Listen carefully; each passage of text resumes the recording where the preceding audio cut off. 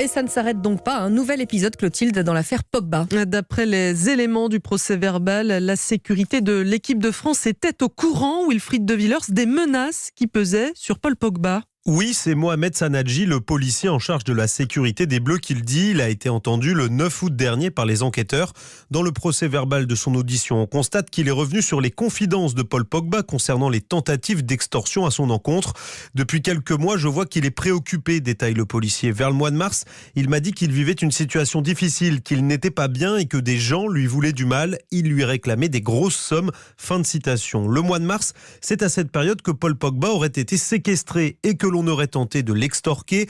Selon le chargé de sécurité des Bleus, le milieu de terrain français lui aurait également dit que les personnes le menaçant utilisaient son frère Mathias Pogba pour faire la liaison. Le Parisien révèle d'ailleurs ce matin un long message entre les deux frères envoyé depuis le portable de Mathias. Ce dernier dit être lui aussi la cible de menaces et demande à Paul Pogba de verser l'argent au groupe qui s'en prendrait à son entourage. Wilfried De Villers, Mathias Pogba, qui je vous le rappelle, est toujours en détention. Alors,